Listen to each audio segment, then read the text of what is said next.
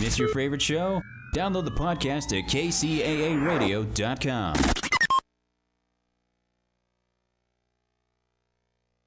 Early diagnosis of breast cancer is the key to survival. Test today. This health reminder from Leanne Thomas, Professional Realty Services, serving the Inland Empire with quality and pride. If you're in the market to buy or sell real estate, look to a name you can trust. Call 951-454-3805. Again, 951-454-3805, or visit thejetteam.com. Like and follow them on Facebook. That's Leanne Thomas, Professional Real Estate Services, Real Estate, Calibrate number 017046162.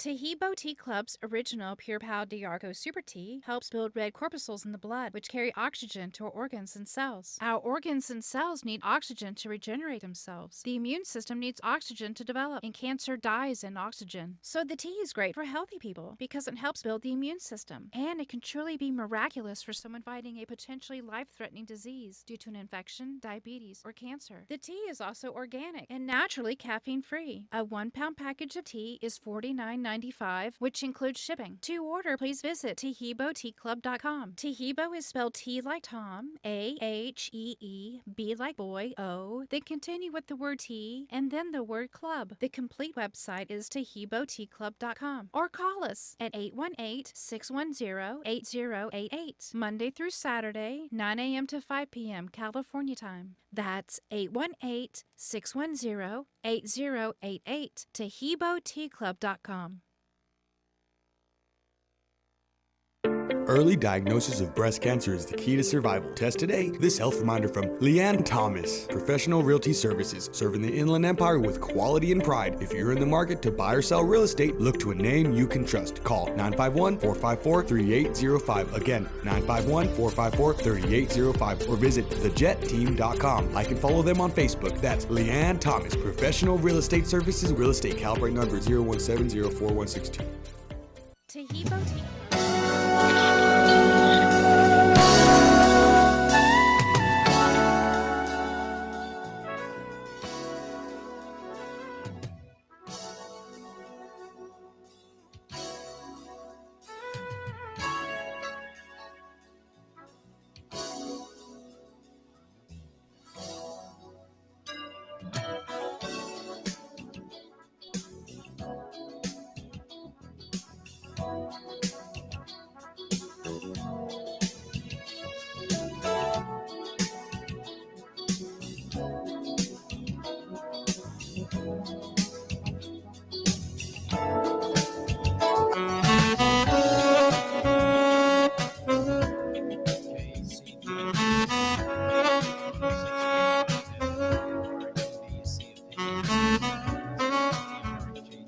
And welcome to the Cut Chronicles, where we urban life. There we go. We were having a little. There we go. Once again, welcome to the Cut Chronicles, where we chronicle urban life. We thank you so much for tuning in on tonight's program, where it's going to be quite exciting. If you are into fashion, have I got a treat for you tonight.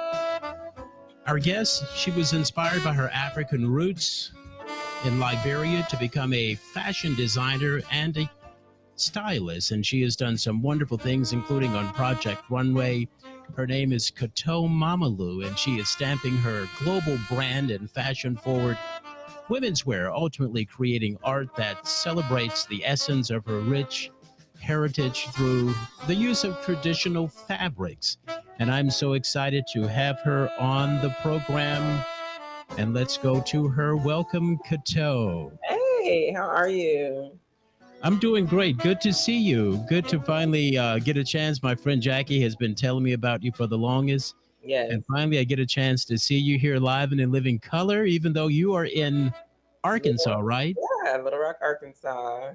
Okay. And I am here in Southern California. So how are you? How's life treating you nowadays? Good. Life's been good, busy. Thankful to still be busy and working and doing, the craft.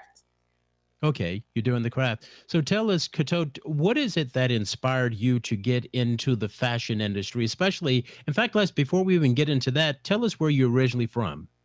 I'm from Liberia, West Africa. That's where I grew up. And then my family moved, and I was actually partially raised between the U.S., Canada, and Liberia. Go figure. Okay.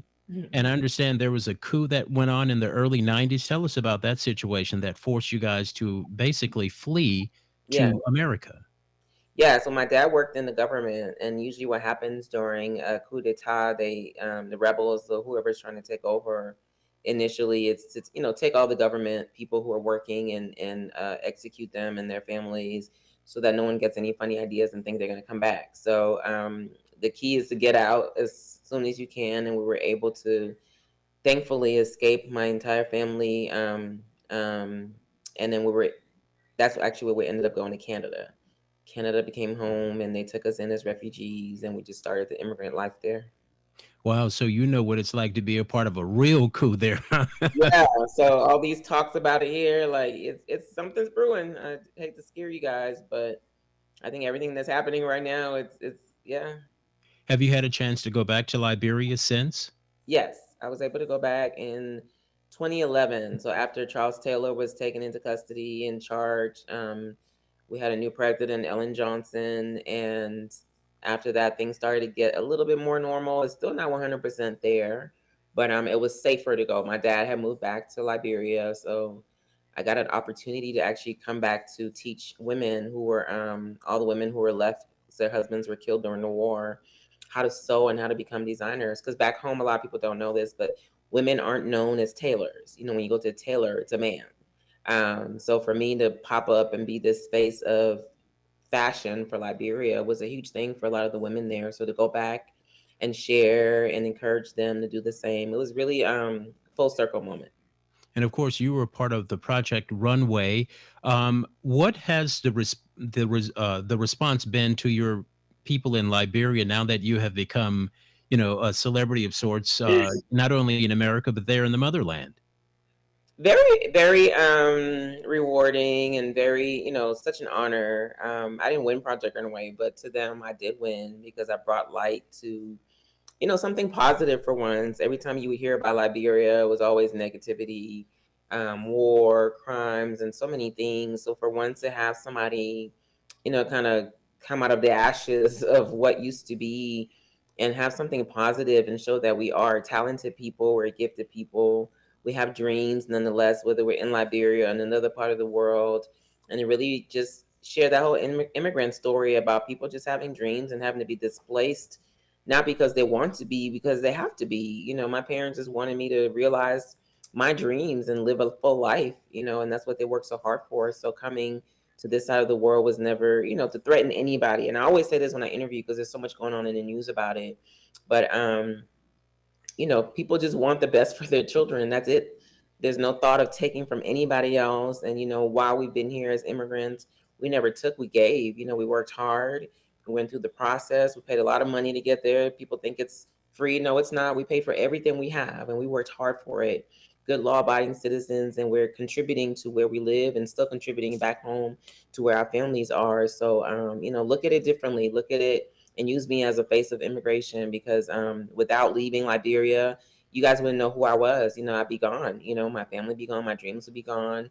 So this is why immigration is important, to give people like me and so many other little children, whether they're from Africa or Mexico or wherever they're from, another chance of life. And who So wouldn't?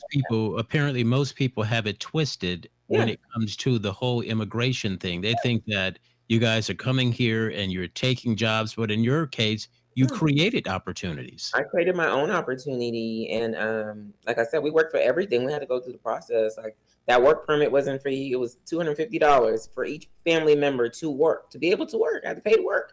Really, Yeah, really. that's what some people don't know. You know what I mean? And then they had to pay to be a permanent resident, and then another $800 when I became a citizen. It was $800 to on top of everything else. But you're born with something that's free, and a lot of people take it for granted what you have in this country. But so many people would kill for the opportunity, especially for the education. That's the key. That was always the key for my parents. Wow. Did you speak English when you first came into this country? Yeah, so English is our first language. A lot of people don't know Liberia is a country that was actually given to some free slaves in Virginia from the US government. And basically they're like, here, you guys go and start fresh. So our flag looks like the US flag. We have the same holidays. We have Thanksgiving and all the Really? of allegiance is the same, It's except your we show. just It's change yours. it. We're just But yeah, we grew Wow. up very Americanized in Liberia. In fact, a lot of African countries It's didn't your like us too show. much because It's they yours. We're considered us to be just the sitting in. Americanized, Think big. It's country. But Friday, and I'm that was broke. our And I'm legacy. broke. It's Our Friday, and I'm forefathers broke. are My Americans check today. don't come till next Wow. That's week. what a lot of My people don't check know. better Yeah. not So be short, growing up, but I'ma we had act a like very I'm good rich. relationship with Act like I'm America. Like rich. my parents Act came like I'm here to go to rich. school Act like and I'm went rich. back. They never wanted to be here. It's There was your never show. intention It's to be yours. here. We're just sitting in. Think It was big. just to come It's here and get educated and then go back and Incorporated. continue to grow where we were from. So there was pride in that. I would say that as well. We're very proud of where we're from. We love our country. We're just here because of circumstance, but we're making the best of it and still showing who we are and showing our pride along the way. I think that's a big misnomer, what you just mentioned, the fact that they wanted to come here to get educated Yeah, and go back to that was the it. motherland. Yeah, my dad did not want to be here. My mom, even like every chance they get, they want to be back home. And where they're from, that's home. You know what I'm saying? Absolutely. Yeah, that's home. Yeah. Years ago, Kato, I met a young lady who was a waitress. This was in maybe the late 90s. And she was a waitress from China. And I Hmm. had told her that I'd been to Hong Kong when I was in the Navy over there. But she told me that when she came here, not only she said that really the communism over there, she said it really wasn't as bad as people say it thought that it was, because she said until it became westernized, they were able to sleep with their Hmm. windows open. You didn't have to lock your cars. So Yeah. there's a lot of American influence that is not so good that goes into some of those countries. And I Hmm. also met a young lady about maybe 6 or 7 years ago here in LA, and she was from China also. Yeah. And she came here thinking that it was this gravy train with biscuit wheels. And she said she couldn't wait to go back home. So a lot of times when people are Yeah. trying to diminish the immigrants, they don't realize a lot of them are ready to go back home because it wasn't all that it was cracked up to be, this quote unquote American dream. Oh yeah.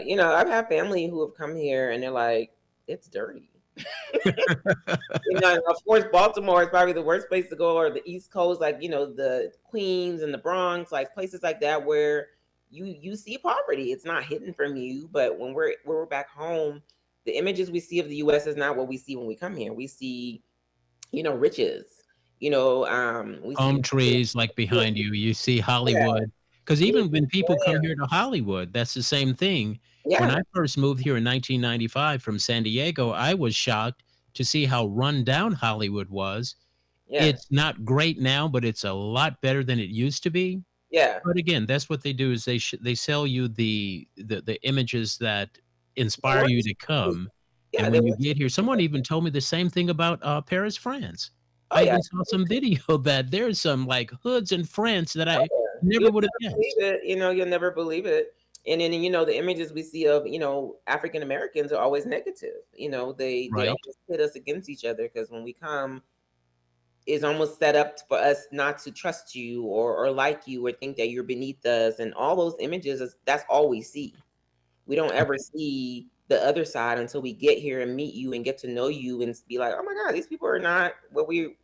And then the same thing with Africans. People just think Hmm. we're in fields with rice falling out the sky. Like I lived in a huge house. We had drivers. We went to school with the president's kids. Like Wow. I had a great life. I was Okay. very privileged. But my parents grew up very, very, very poor. They grew up in mud houses. But my dad worked his way all the way up. He came here, got his education, and went back and worked his way up in the government to be top three in Liberia from the oldest of 16 kids, and he put all his siblings through school. That's a story people don't see, but I tell it all the time because those barriers have to be broken. I think now it's so much better because people are traveling. They're going to Ghana, they're going to the South Africa, and they're seeing it for themselves, the beauty of Africa. And then somewhere in the middle, we just have to figure out the stuff that we kind of romanticize about each other. But I'm glad that we're finally seeing each other and Hmm. appreciating each other and learning about each other and just saying that we're all the same. We have the same things.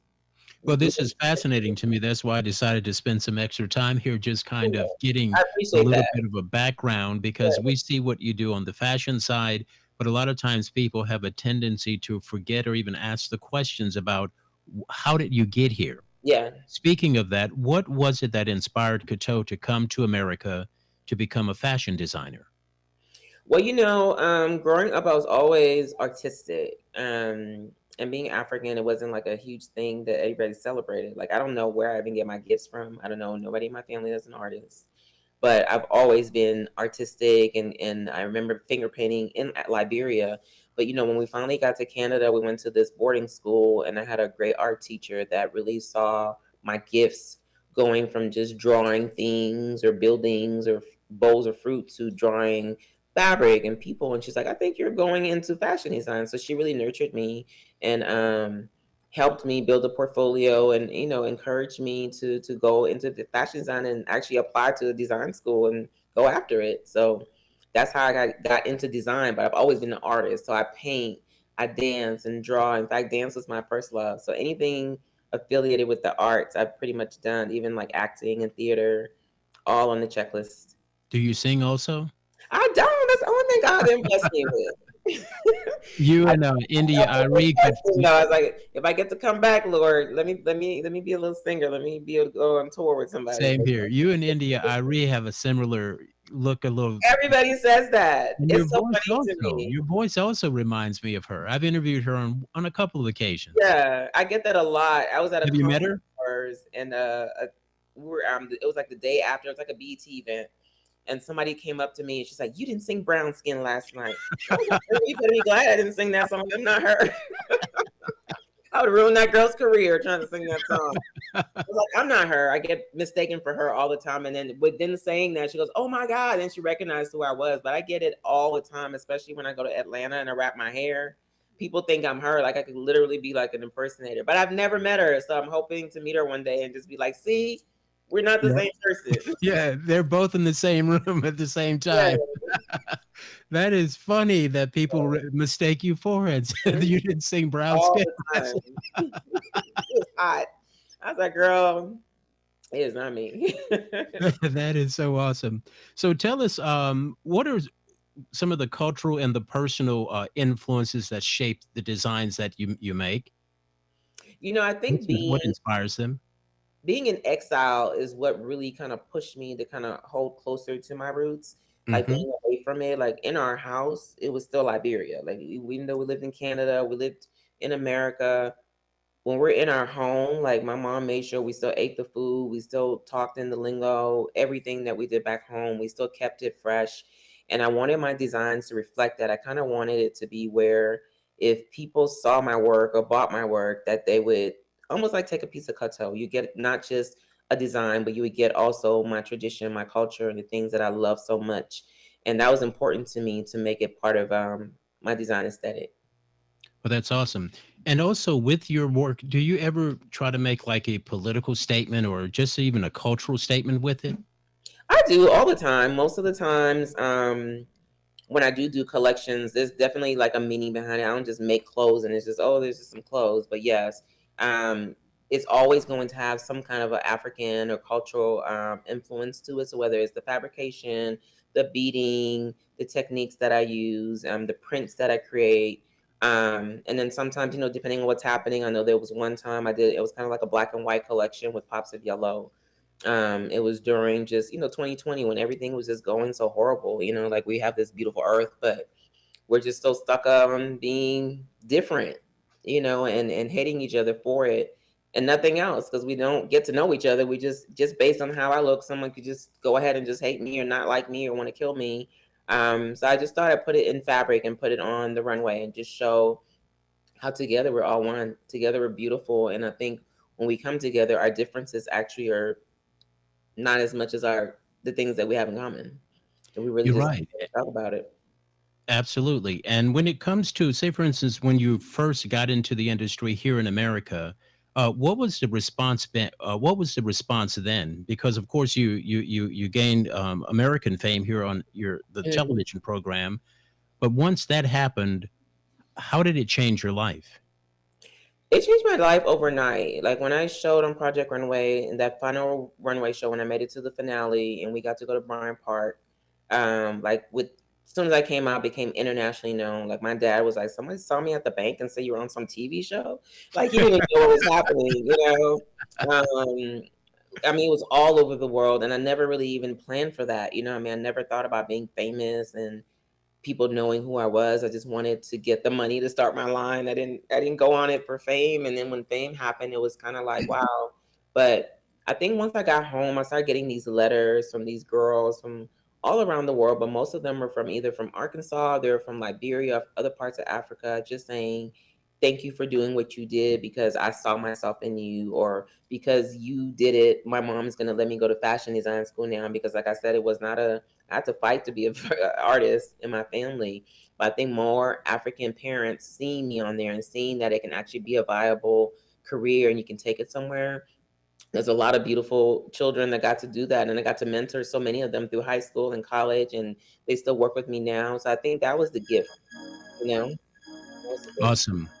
Well, what we're going to do is take a station break. When we come back, I want to ask you some of the advice that you would give to aspiring, the aspiring fashion designers, people who want to do what you do, and of course, they've had a chance to see you on television and read about you and just follow what you've done. Yes. So we're going to take a break, and when we come back, we'll address that, okay? Okay. Back in a moment.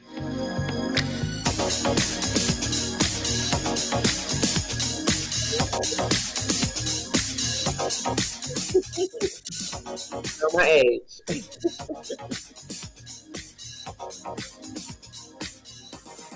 With Florida, Texas, and other states trying to bury the accomplishments of Black people in America, we can't just stand back and watch. At the Tubman Till Foundation, we're doing something about it. We're preserving that history in our new proposed Tubman Till Museum in Southern California. This state-of-the-art museum will feature the stories of Harriet Tubman, Emmett Till, Mamie Till Mobley, Sojourner Truth, Frederick Douglass, and countless others, including the abolitionists. Donate today at tubmantillmuseum.org. Your family is your legacy. Planning for a natural disaster will make sure you're all safe. Visit ready.gov/plan today for the tools and tips you need to protect that legacy. That's ready.gov/plan. A message brought to you by FEMA and the Ad Council. At McKay's Mortuaries, we're not there just for the end of life of a loved one, but for the living. To show our appreciation to the community, we sponsored a trip to the African American Film Institute in Los Angeles to see an exhibit of Black actors from 1922 until now. And we took senior citizens to Pala Casino for a day of fun. We want to be there in good times, not just in sorrow. When that time comes, remember our name, McKay's Mortuaries. For locations, visit mckaysmortuaries.com. Have you considered interviewing a parent or grandparent to preserve their history but don't know where to start or what questions to ask? If so, help has finally come. Dr. Eric J. Chambers presents Mama, I Want to Know You and Daddy, I Want to Know You, two books that will prompt you with over 200 questions that will help you record those sacred stories for the ages. Questions like, who were your grandparents? What were their occupations? Where were they born? Describe your favorite childhood memories. What are your fondest memories at Easter, Christmas, Thanksgiving, and more? What was the proudest day of your life? How do you want to be remembered? What are your favorite scriptures, colors, and food? These books will help you write your family's history. Do it before dementia or time robs you of this opportunity. Order your copies today at whodatpublishinghouse.com. That's WHODAT publishinghouse.com. Hi, I'm Beyonce. I'm Kelly. Hello, I'm Michelle. And we're Destiny's Child. Hello there, darlings. It's your girl, Vivica A. Fox here. And you are tuned in to the Cut Chronicles. Enjoy.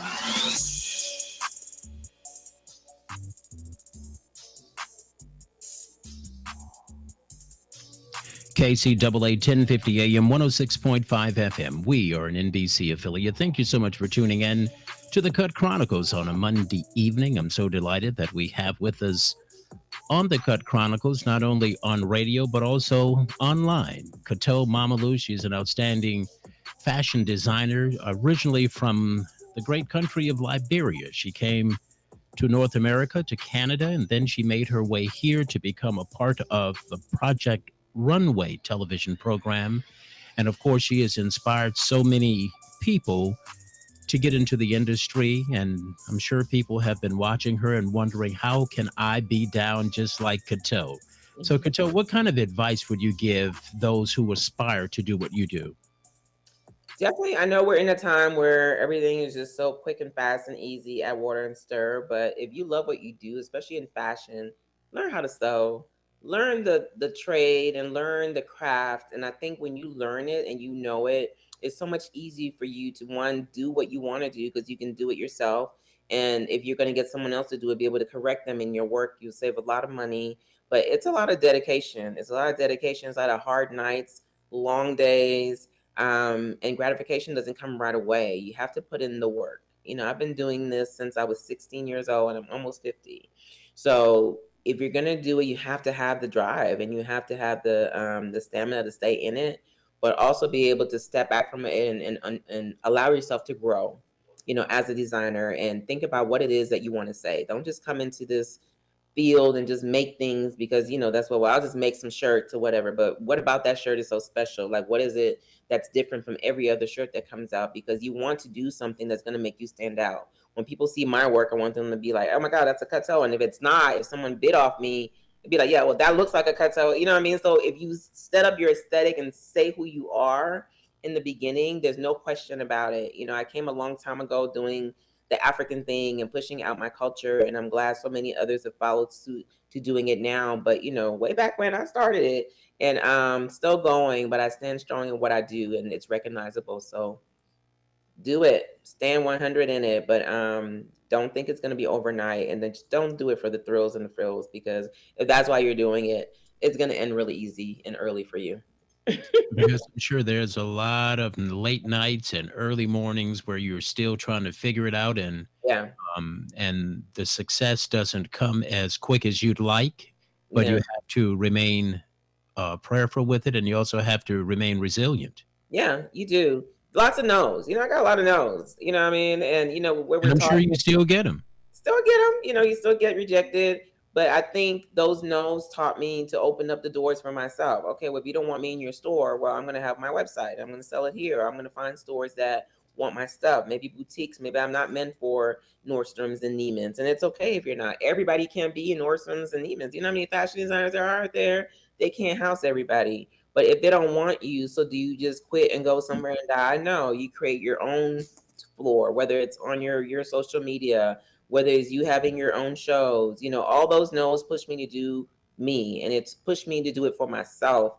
And after I did that, that gave me the confidence to keep going. And then eventually I had the audacity to go on Project Runway and do it on the big scale. And even when they told me no, then I still had the audacity to keep going. I'm still working to this day from that first experience, because their no's just pushed me to work even harder, because not so much to prove anything to them, but to prove it to myself that I know that this dream isn't something that is just so frivolous and just like my parents went through so much, and my story, my backstory went through so much. Well, a lot of people don't know, like when we were in Canada, we didn't have any money. We're going through the immigration process. We couldn't work.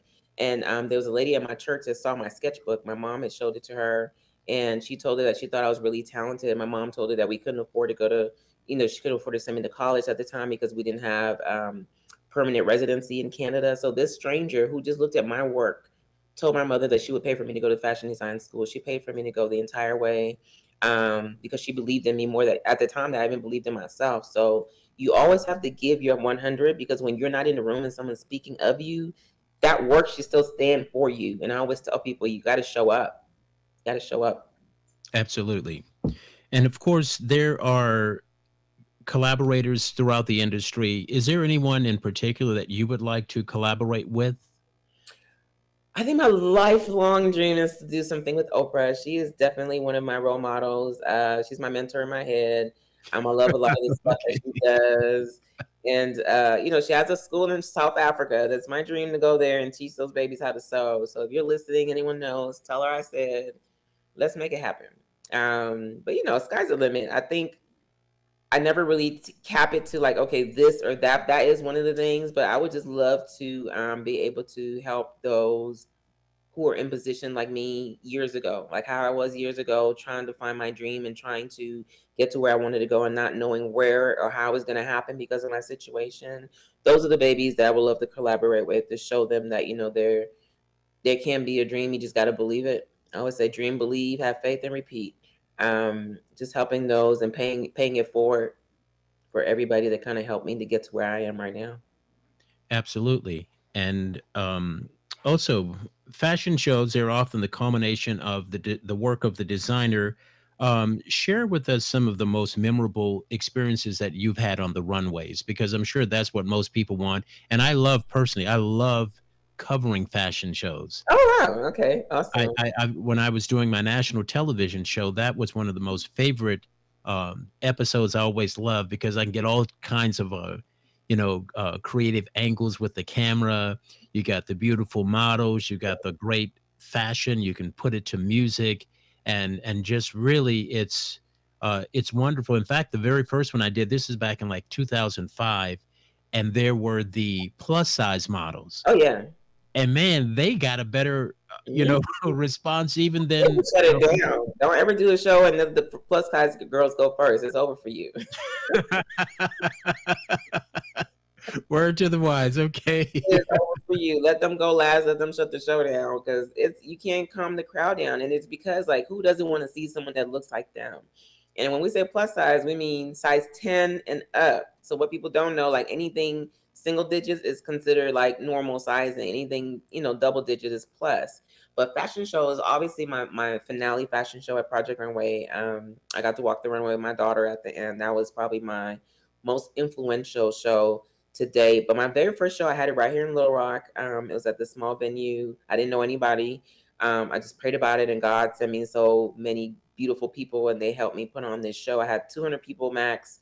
A friend of mine was able to get the director for the local newspaper to come, and I just put it all out there. I had this show where I had African dancers and drummers, and I'm like, I'm going to show them New York and Africa all in one night, and it was probably the most magical night. It was like my coming out party, and I got to be who I was 100% unapologetically to people who didn't know me, and that's what started my career. That first fashion show. I've done the one I did in Liberia when I went back in 2011. Obviously, I've done some really beautiful shows. I think one of my favorite places to go and show is in Kingston, Jamaica. I do a show there every year. And it's a beautiful show. I love going there. It's almost like going to Liberia. It's in Mhm. Kingston, and it's called Collection Moda. That's awesome. And so you had to actually produce your own fashion shows in the beginning, right? Do you Yeah. still do that as well right now? I still do. I'm still very hands-on. Like I have people, but I'm still very much the one making the stuff, doing all the details, finding my hair and makeup people. Cause I feel like it's my voice, and no one can really speak for me but myself. Even if you have a team, there's still gonna be something that you want to tweak or make perfect. And I think it's important because when you do a fashion show, you're not on the runway, you're not speaking. These clothes are speaking for you, the models are speaking for you. So I'm actually casting my own models and pushing whatever narrative I want to show. Like my very first show at Fashion Week in New York, it was important for me to have the majority Black models. And I wasn't afraid to say it. It wasn't a popular thing, but the casting director came and he already had watched the show. He knew about me and he knew already that it was important to me. So he already selected a certain amount of girls for me. And that's why I'm saying it's important as a designer to always speak whatever it is that you stand for. And I think when you say it, you just stand on it and people will respect that. You don't always have to break it and do what society is doing. I think people are always waiting for somebody to break down their door. And Mhm. these doors don't get broken down. We'd still be in the 40s and 20s and 10s and slavery times. If Harriet Tubman didn't say, okay, we're going to Canada and we're going to take these people and take them up there, we'd still be down here trying to fight. So somebody has to say, okay, that's cool that you're Absolutely. doing that. That's all right, but I'm going to do this. Well, I was just having that conversation with someone earlier today that everybody can't be scared, to pursue their hopes and dreams, because Yeah. there's a lot of people who unfortunately Koto are going to go to their graves without ever even trying Yep. to do it because of fear. Yeah. And I salute you for not being fearful. And Thank you. my late friend Pastor Sandra Crouch, who recently died, Oh, there's a yeah. quote that I had written about that she had said when I was going to her church back in 2002.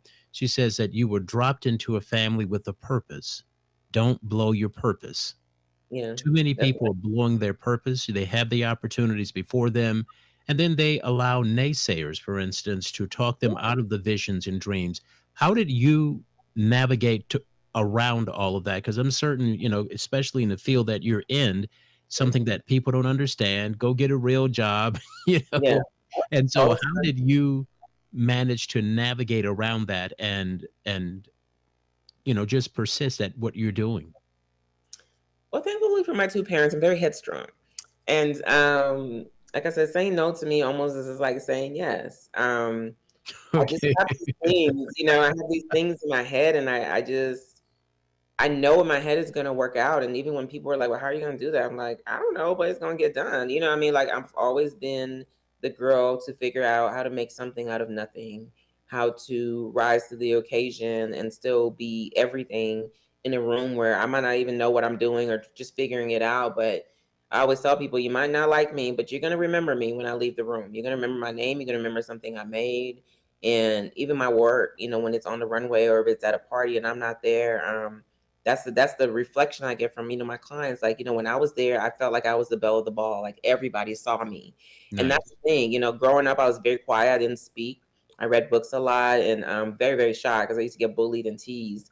But like I tell my kids now, my bullies are my fans. They follow me on Instagram and Facebook, and they Turn claim your bullies into fans and turn your bullies into believers, huh?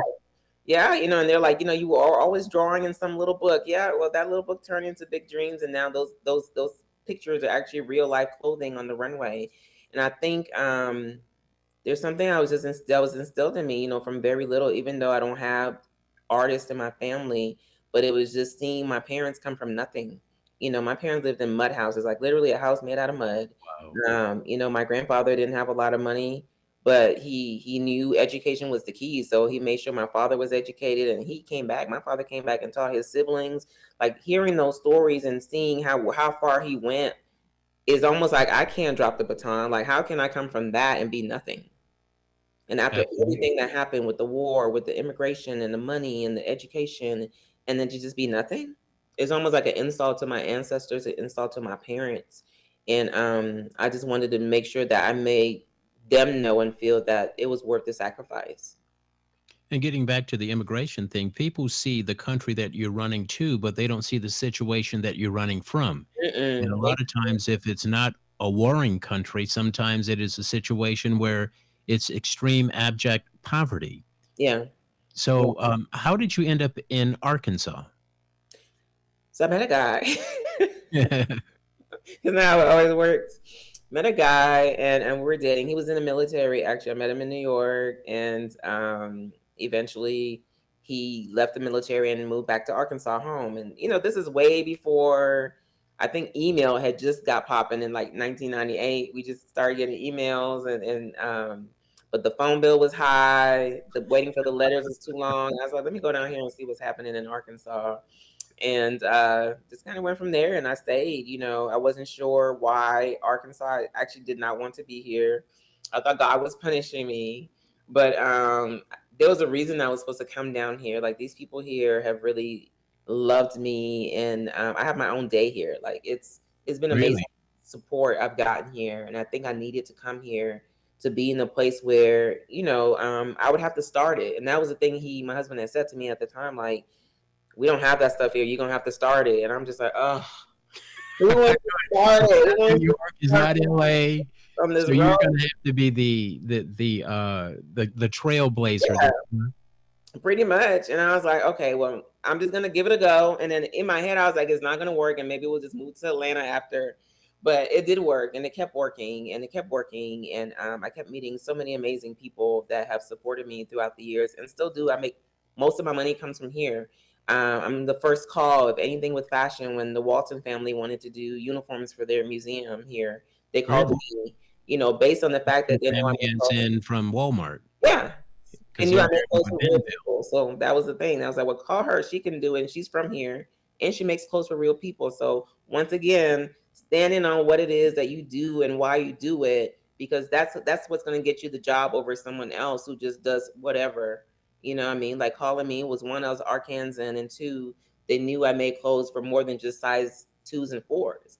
And they needed somebody to understand that assignment, and I did. And it was a huge opportunity for me to be able to do that. Awesome. So what was that first experience like with you dealing with the Walton family? It was amazing. I mean, who dreams they're going to be in Alice Walton's house and talking to her about uniforms, and just even talking about the other side. Like, I'm in this woman's house, and she's not living like most people probably think she's living. She had like a regular microwave, like a 1990 80 TV. Really? You know what I mean? Like, she's really just living a regular life. And people would always, that's the thing, like, you just never know. I always, that's the thing about not judging a book by its cover. And that's what it was, really down to earth, really inviting, and just the fact that I was hand chosen for that meant something. Those are the things that happen in your life, and you're like, okay, my life does have purpose. If you ever have moments where you're doubting, how things are going, but like, oh my God, I did this. There's no way that I did that, and this is it. You know what I mean? It has to be continuing to be higher from here, and would continue to grow from here. And those are the things that, when I think about it and look back on it, like, I've done so many amazing things that I never dreamt of. I just thank God for giving me the purpose and the favor, because that's what it is, favor. So that must have been a thrill for you to go to her house. And then what surprised you the most about it? Just how plain she's living, or how? Well, just how down to earth she was. You know what I mean? You always hear stories, but you just never know. And then you go in, and she's so down to earth, and like, she's not really concerned about material things, but she could buy anything she wants. And I think that was it reminded me a lot of like my parents. Like, we, even though we had a great life, but we didn't overdo it. You know what I mean? We still have boundaries as kids. I never had a Louis Vuitton or Gucci bag growing up. We got the fake ones in New York. When we got to visit New York, my mom would buy us like a fake Gucci watch on the streets, and it would stop, working like 2 hours later. But that was the closest I got to a Gucci watch as a child. But even though they could afford it, we still were taught to live within our means, and to not overdo it and be greedy and just be boastful, but to do, to still live life, but be smart about it. Well, that's good. And a lot of times people, Kato, have a tendency to have their perception of how they think rich people live. And, being here in Beverly Hills and Hollywood and places like that, I've seen them driving in regular cars, wearing regular jeans. It's very rare that you see someone living in a Beverly Hills wearing Louis Vuitton. Is usually people on the outside wearing that. Yeah. So that's really afford it. yeah. So we have that. I guess it's a misnomer that people think that because, the more you have, then you're going to be blinged out with everything. Really, they just seem to live a modest lifestyle and not wear their wealth on their shoulders and their purses and all of that stuff. Yeah, exactly. Once again, everybody, I'm Eric J. Chambers. This is the Cut Chronicles, where we chronicle urban life. Our guest today is Kato Mamalu. She is a tremendous fashion designer and a stylist from Liberia. You can hear the music in the background. We're going to take one more station break. When we come back, we're going to wrap things up as we continue to talk her amazing journey. And we're going to go back to the Project Runway show and to ask if that's something that she'd do again in the future or not. That and more. But first, a break.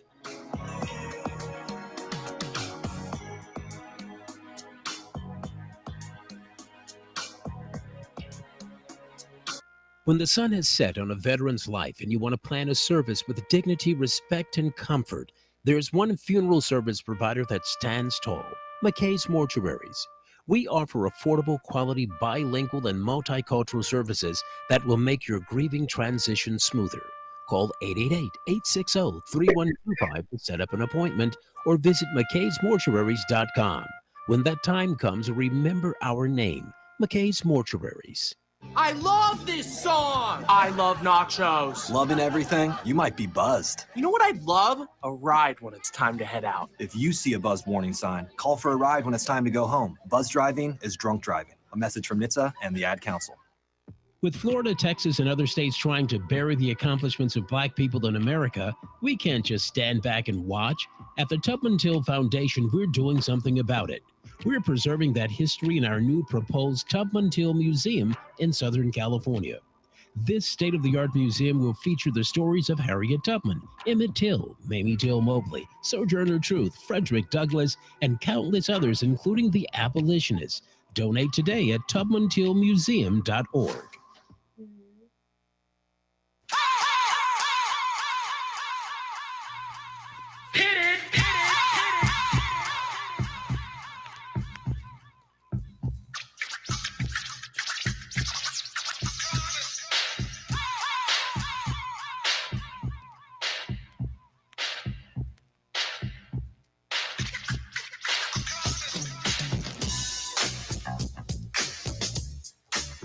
KCAA 1050 AM 106.5 FM. We are an NBC affiliate here in Southern California. Thank you so much for tuning in to tonight's program, The Cut Chronicles, where we chronicle urban life, and we're chronicling the life and the legacy of Kato Mamalu, who came to America from Canada by way of Liberia, and of course gained fame on the television show called Project Runway.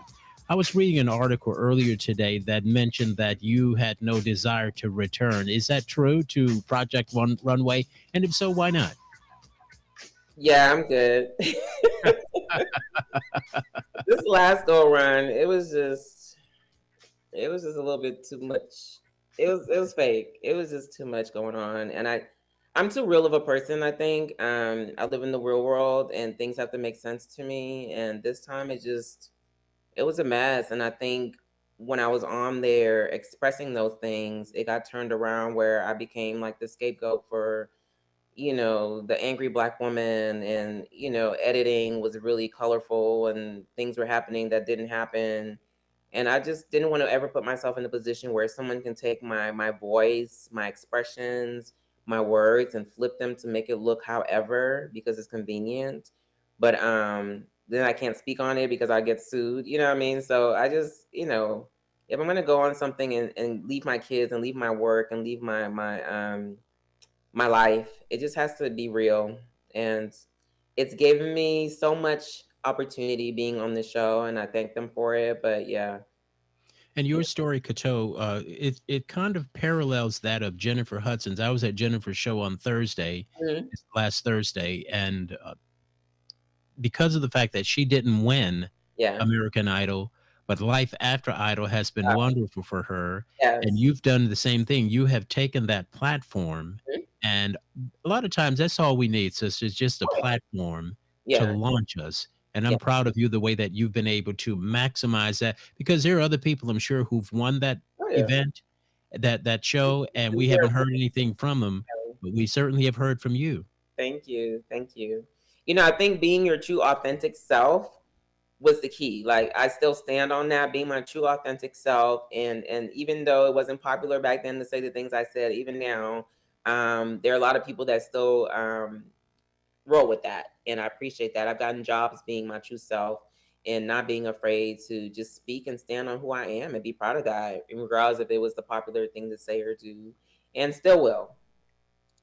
And of course, you're also creating other opportunities as your publicist, who's my friend Jackie, texted me the event you're going to be doing, Fashion Teenth, Mhm. presenting the fabulous creations of Kato Mamalu, is going to be Saturday, June 15th in San Diego from 1 till 7 p.m. at Liberty Station Event Center, Mhm. located at 2600 Lanning Road in the city of San Diego. And of course, that was my original place where I stayed when I first came out here in the Navy. It used to be a Navy base. So Awesome. that was my first home in Southern California, and they have turned it into Liberty Station. So tell us about that event that you're going to be doing on June 15th in San Diego. Well, I've been trying to do some stuff in the West Coast for a while. We thought about doing something to celebrate Juneteenth, celebrate fashion, and just celebrate those who love, Project Runway and the fanship of it and love my work, being able to come and see a variety of things that day, not just a fashion show, but to meet and greet and talk to me and have a panel where you can sit and ask questions. People who are fans of that show have 1,000 questions to ask, and I think being able to be in a room with someone like me and get the advice or get the stories and just be able to just say, I can see her and I can touch her, and I want to do what she's doing, so now it's possible because I have. um so it's just really a day of celebration of culture, of fashion, and making it a little something different for Juneteenth. Do you get a chance to come out west often, or this is like one of the rare times that you come out? Not as often as I like, but yeah, I definitely wanted to come out a little bit more now. I have a huge fan base out there, and we talked about just doing more things on the West Coast. I'm naturally really in the South a lot or on the East Coast, so trying to venture more out to the West. I have a lot of fans out there that are always asking, when am I coming to do a show? So if you're listening, come out. You can drive, you can take the train, come see me, come celebrate, and just enjoy everything that's Kato. Awesome. And do you participate like in the LA Fashion Week or New York Fashion Week or Paris Fashion Week, all of those. Do you participate in them? Yes, I've done LA Fashion Week. I've done New York Fashion Week. I have never actually done Paris or London, so that's actually on my bucket list to actually ditch New York real quick and go overseas and just do something different and new. Okay. And then also, what can we expect from you in the future? In the future, I'm going into retirement soon. I know I'm not 50 yet, but I'm thinking of my retirement plan, launching my foundation and doing what we spoke about earlier, just helping underprivileged kids to be able to realize their dreams as it pertains to the arts. So not just fashion, but dance, visual arts, music, theater, all of that. Having a foundation where I can not only help those people here in the States, but also in Canada and in Africa as well, and having a program where we can even exchange these kids for them to understand each other's culture and just see how the influences from all these different places can create such magic. So that's my fall plan. And then also starting a sewing academy within the foundation where I can be able to teach them how to sew and be able to learn fashion design and go out there and really get it and be able to mentor them to, realize their dreams. So you want to pay this forward in a mighty way like that. Yes, yes. Leave a legacy and just have a resting place for people to be able to come and find me and, explore the world. I mean, sky's beyond the limit. Sky's just the beginning, I always say. There's so many places and things that arts can take you, not just with fashion. Like when I wanted to go to design school, I also wanted to be an interior designer. I wanted to do so many different things. And there's so many things you can do when you have that art foundation. So there's Hmm. never a reason why you can't make money or find a job. Or once you're creative, you can really create your own life. You can create your legacy. You can create your future. And there never has to be a time where you have to depend on anyone because that creativity comes from like right up in here, right in here. Absolutely. And a Yeah. lot of times people don't realize, like, I was talking to someone yesterday at an event here in LA, and she created a business that is, say, for instance, the body butters. And we Hmm. were talking about how so many people launched businesses during the pandemic. Oh, yeah. And as I told her, that it was there all along. It's Yeah. just that a lot of times people are fearful Yes. of, of stepping out, and sometimes we have to be forced into our destiny. Hmm. Hmm. 2020 launched a lot of dreams that were on the shelf, and I think it forced so many people to just say, "Well, hey, we're gonna die. Might as well die doing something I love because I know that's we weren't right. sure what was happening, right?" I So I know think that's it right. really did push a lot of people to go after it. Like even for me, I was like, I'm not making any masks, and I refused to do it for so long. And then when I finally do it, 2020 ended up being like my really one of my best years in business. Just selling masks. I did some for the state, I did some for my clients, but it really helped me to pivot my business and figure out how to, sustain it. Because at some point, no one's buying clothes; they're not going anywhere. So I was grateful for it. It was a reset that we needed. Probably need another one real soon. But it definitely helped to push some of the fear of just stepping out of the box. Because at that point, you're like, well, what do I have to lose? Absolutely nothing. So if you're Without listening, question. do it. So I commend you once again. Fashion Teenth is going to be coming up on June 15th in the city of San Diego from 1 till 7 p.m. You can go to fashionteenth.com. That's fashionteenth, like Juneteenth.com. And you can go there and you can learn more about it. Again, Kato Mamalo is going to be there. She's going to have some outstanding fashion models there fashioning her outstanding clothes. We got about 30 seconds. Final thoughts. You know what? Dream, believe, have faith, repeat. Don't sit around and let anyone steal you of what's supposed to be your future and your goals. God put it in you. Now He's waiting on you. He's literally sitting waiting on you to make it happen. Just step out on faith and trust me, everything will happen after. Y'all be blessed. I love you. Awesome. We look forward. I'll be there. In fact, I'm going to be Awesome. video recording it, and we're going to put together a nice presentation there. Okay. Awesome. Be great to see you in person. Thank you so much for having me. Likewise, Kato Mamalu once again has been our guest tonight here on the Cut Chronicles. Be sure to tune in to the Jasper with Eric J Saturdays from 5 to 7 p.m. right here on KCAA 1050 AM 106.5 FM. Until we meet again, thank you again, Kato, for being a part of this. And thank you, my dear friend Jackie, for hooking us up. Until we meet again, God bless you. God bless me. God bless you. God bless us all. Thank you.